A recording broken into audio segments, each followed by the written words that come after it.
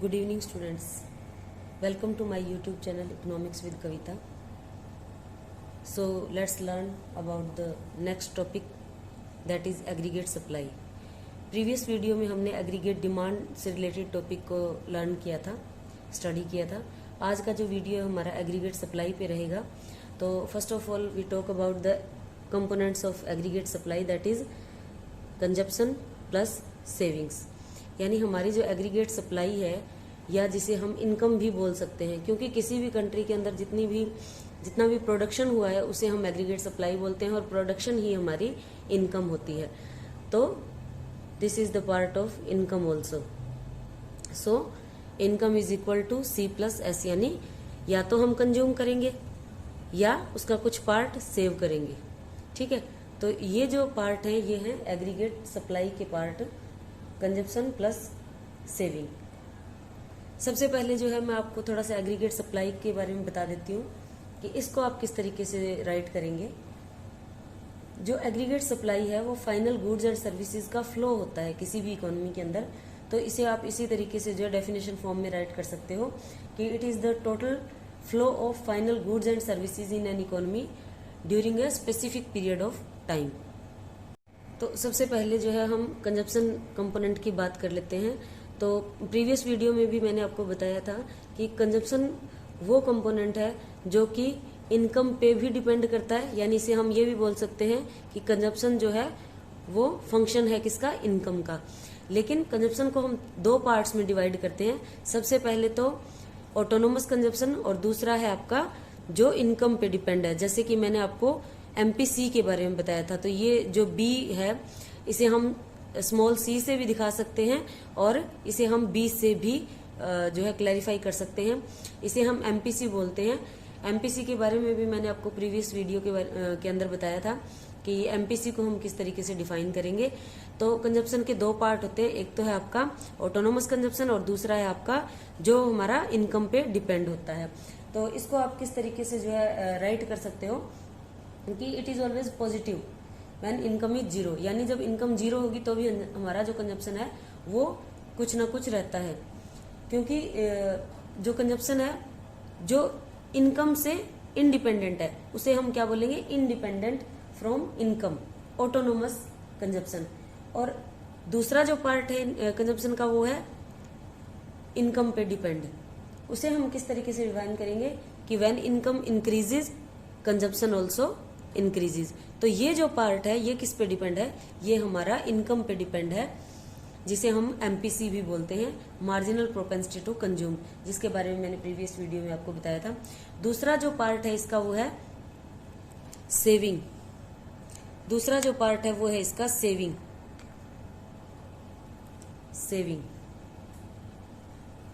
तो इसे हम किस तरीके से डिफाइन करेंगे कि ये income saving is depend on rate of interest as well as income. हमारी इनकम इंक्रीज होती है, हमारी सेविंग भी इंक्रीज होती जाती है.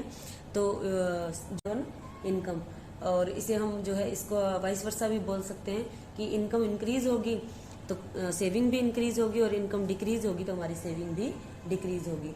इसके बाद हम इसके नेक्स्ट पार्ट पे चलते हैं. कंजप्शन और सेविंग दोनों कंपोनेंट्स को डिफाइन करने के बाद अब हम बात करते हैं एग्रीगेट सप्लाई कर्व की, कि इसको हम किस तरीके से जो है कैलकुलेट करेंगे, या किस तरीके से फॉर्मेट करेंगे हम एग्रीगेट सप्लाई कर्व का. तो जैसे ही हमने एग्रीगेट डिमांड कर्व की बात की थी तो हमने कहा था ऑटोनोमस कंजप्शन को साथ लेकर चले थे. यहाँ हम सिंपल जो है सी प्लस एस और उस कंजप्शन की बात कर रहे हैं जो कि सिर्फ इनकम पे डिपेंड है. तो हमारा जो एग्रीगेट सप्लाई कर्व है वो किस तरीके से होता है, ये हमेशा जो है एक 45 डिग्री की एक लाइन बनती है. अब इसके बारे में भी मैं आपको बताऊंगी कि ये 45 डिग्री का क्यों होता है. 45 डिग्री हमें क्या दिखाती है कि जो हमारा ये पार्ट है और ये पार्ट है, ये दोनों बिल्कुल इक्वली जो है पार्ट में बटे हुए हैं, बिल्कुल इक्वल पार्ट में. तो ये 45 डिग्री का बनने का मतलब है कि अगर इसकी इनकम इतनी इंक्रीज हुई है तो ऑब्वियसली हमारी कंजप्शन और सेविंग भी इतनी इंक्रीज होगी. और कंजप्शन और सेविंग यानी अगर ये पार्ट इतना इंक्रीज हुआ है तो ये भी इसी सेम प्रोपोर्शन में इतना इंक्रीज होगा. तो कहने का मतलब ये है कि जैसे जैसे हमारी इनकम इंक्रीज होगी वैसे वैसे हमारी एग्रीगेट सप्लाई जो है वो इंक्रीज होगी. या जैसे ही एग्रीगेट सप्लाई इंक्रीज होगी वैसे ही इनकम इंक्रीज होगी, क्योंकि हम इन दोनों को जो है एक दूसरे के साइमल्टेनियसली भी बोल सकते हैं, क्योंकि हमारा जो प्रोडक्शन है वही हमारी क्या कहलाती है, इनकम कहलाती है। और यहाँ पे जो है हमने इनकम को 2 पार्ट्स में डिवाइड कर लिया, या तो हम कंज्यूम कर रहे हैं या फिर उसको सेव कर रहे हैं। तो इस तरीके से जो हमारा एग्रीगेट सप्लाई कर रहा है वो हमेशा जो है एक 45 डिग्री की लाइन को शो करेगा। दूसरा जो है हम इसके बाद बात करते हैं कंजप्शन की, जो कि हमेशा ही जीरो लेवल ऑफ इनकम पर भी कुछ ना कुछ होता है। तो इस तरीके से हम इसको दिखाएंगे कंजप्शन को, जो कि यहाँ से जा रही लाइन के थ्रू हम इसको कैलकुलेट कर सकते हैं। उसके बाद हम बात करते हैं सेविंग कर्व की। सेविंग कर्व किस तरीके से होगा, देखिए अगर हमारी लेवल ऑफ इनकम अगर जीरो है तो उस टाइम कंज्यूम तो हम कुछ ना कुछ करते हैं, चाहे हम बोरोविंग करके करें, चाहे गवर्नमेंट हमें कुछ जो है प्रोवाइड करवाए किसी भी तरीके से, या हम अपनी प्रीवियस जो भी सेविंग्स है उनको चाहे हम थोड़े ब्रेक डाउन करें। तो जिस टाइम अगर हमारी इनकम जीरो है तो ये जनरल सेंस है कि हमारी जो सेविंग है वो बिल्कुल माइनस में होगी उस टाइम। तो इस तरीके से जो है हम सेविंग को यहाँ पे दिखा सकते हैं। तो यहाँ से जो है ये कर्व जाएगा। अब इसको ये भी मैं बताऊंगी कि यहाँ से क्यों निकल रहा है। अब ये है हमारा सेविंग कर्व।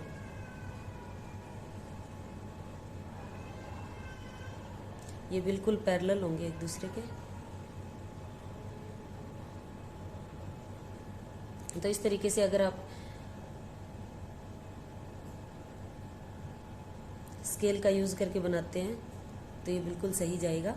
तो सेविंग हमारी जो है माइनस में होती है, क्योंकि हमारी इनकम जीरो है और जीरो इनकम पे भी हम कुछ कंज्यूम कर रहे हैं। इसका मतलब हम अपनी या तो प्रीवियस सेविंग्स को ब्रेक डाउन कर रहे हैं या फिर हम बोरोविंग कर रहे हैं, तो हमारी सेविंग यहाँ पे क्या होगी, बिल्कुल जीरो होगी। अब यहाँ पे जो है सेविंग जीरो है और इनकम और कंजप्शन बिल्कुल एक दूसरे के इक्वल हैं, जहां पे हम ना तो कोई बोरोविंग कर रहे हैं और ना ही कोई सेविंग कर रहे हैं। क्यों? क्योंकि हमारी इनकम जितनी भी हो रही है उतनी सारी की सारी हम क्या कर रहे हैं, कंज्यूम कर रहे हैं। लेकिन उसके बाद के पार्ट में अगर आप यहाँ पे देखोगे तो यहाँ पे क्या है, हमारी जो इनकम है या जो एग्रीगेट सप्लाई है, इनकम है, ये क्या है, ग्रेटर देन कंजम्पशन है। अगर इनकम ज्यादा है और कंज्यूम हम कम कर रहे हैं तो इसका मतलब हम कुछ ना कुछ सेव भी कर रहे हैं। तो इस तरीके से जो हम एग्रीगेट सप्लाई को इसके अंदर शो कर सकते हैं और इसको वेरीफाई कर सकते हैं। एग्रीगेट डिमांड और एग्रीगेट सप्लाई, इन दोनों का वेरिफिकेशन करने के बाद, दोनों डायग्राम बनाने के बाद, अब हम कुछ एक टॉपिक हैं एग्रीगेट सप्लाई के अंदर, जैसे कि marginal propensity to save and average propensity to save. तो इसके बारे में अब हम थोड़ा सा जिक्र करेंगे कि मार्जिनल प्रोपेंसिटी टू सेव क्या होता है। मार्जिनल प्रोपेंसिटी टू सेव को कैलकुलेट कैसे करते हैं, सबसे पहले तो हम इसके, मैं आपको डेफिनेशन बता देती हूँ कि इट इज द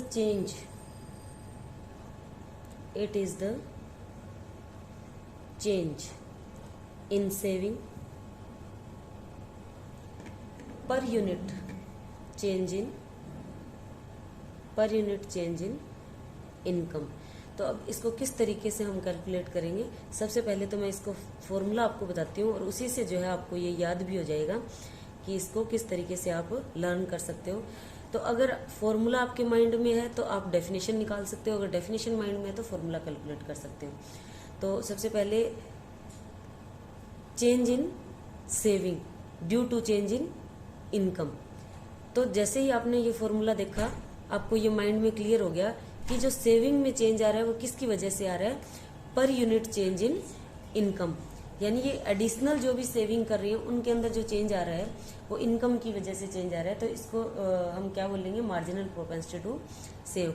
अब इसी तरीके से जो हमारा दूसरा कंपोनेंट है वो है APS, average propensity to save.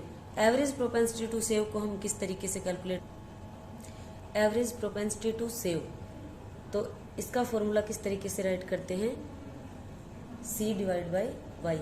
तो अगर फॉर्मूला माइंड में है तो फिर इसको हम कैलकुलेट कर सकते हैं easily. It is the consumption per unit of income, यानी इनकम की वजह से हम कंजप्शन कितना कर रहे हैं। तो इसे क्या बोलेंगे, average propensity to consume, it is the consumption per unit of income. ये क्या है, एपीएस। अब प्रीवियस वीडियो में मैंने आपको बताया था एमपीसी और एपीसी, और इस वीडियो में मैं बात कर रही हूँ एमपीएस और एपीएस।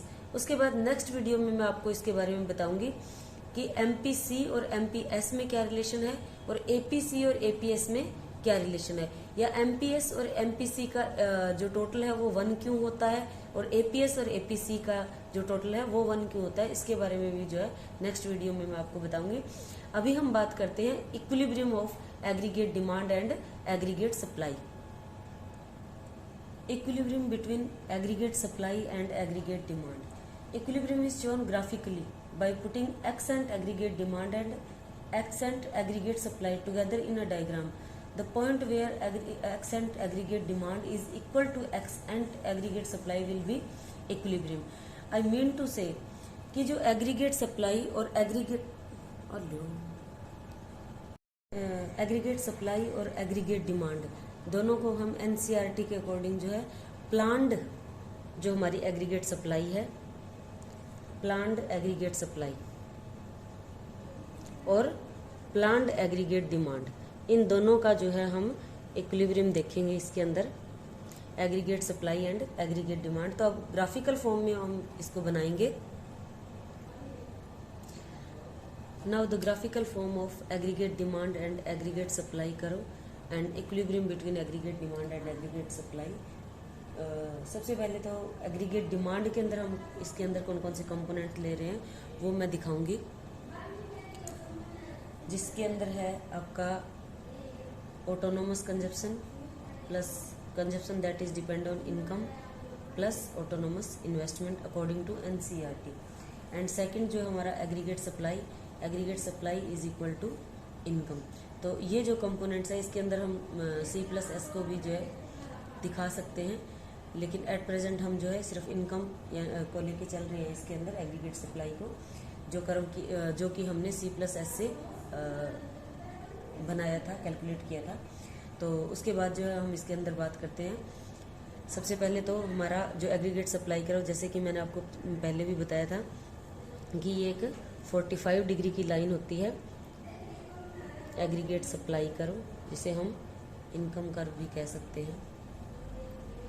उसके बाद सेकंड है हमारा एग्रीगेट डिमांड कर्व, जो कि हमेशा इस पॉइंट से स्टार्ट होगा।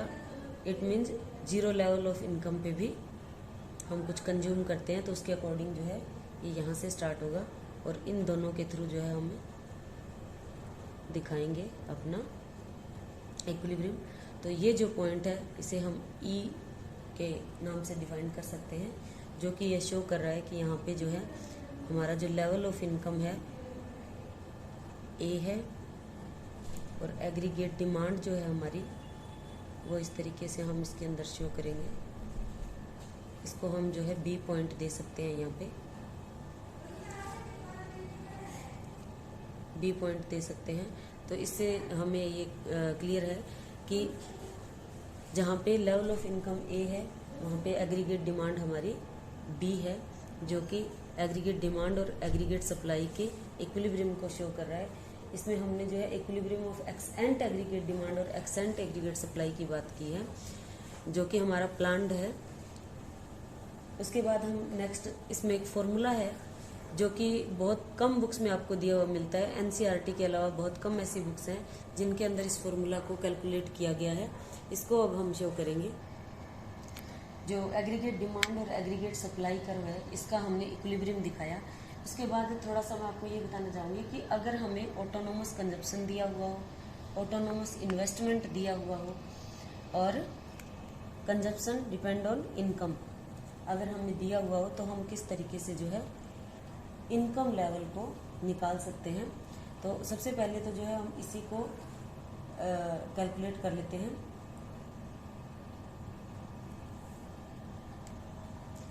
तो अगर हमें ऑटोनोमस कंजप्शन दिया हुआ है, ऑटोनोमस इन्वेस्टमेंट दिया हुआ है और कंजप्शन डिपेंड ऑन इनकम दिया हुआ है, तो इनकम लेवल को जो है हम किस तरीके से वेरीफाई करेंगे, ये थोड़ा सा आपको एक बार बता देती हूँ मैं।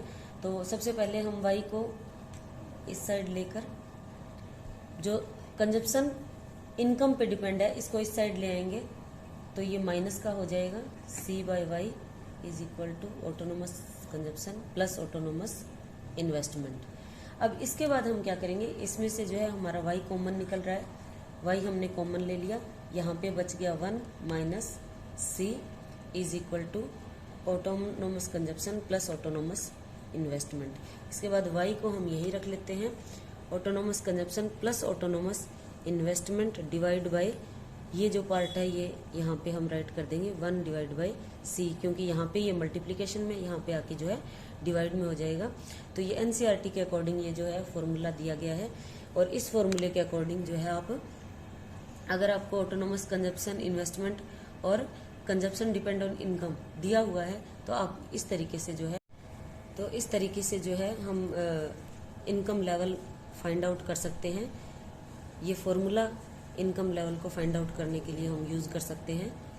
नेक्स्ट वीडियो में जो है मैं आपको MPS और MPC, APS और APC इन टर्म्स के बारे में जो है थोड़ा सा बताऊंगी। और अगर ऑटोनोमस चेंज आता है एग्रीगेट डिमांड और इनकम और आउटपुट में, तो उसमें जो है एग्रीगेट डिमांड के ऊपर क्या इफेक्ट आएगा, या हमारा जो एग्रीगेट सप्लाई है उसके ऊपर क्या इफेक्ट आएगा, वो मैं आपको नेक्स्ट वीडियो में बताऊंगी। इसके साथ साथ इसके अंदर जो मल्टीप्लायर इफेक्ट बनता है उसके बारे में भी हम बात करेंगे। Thank you for watching the video.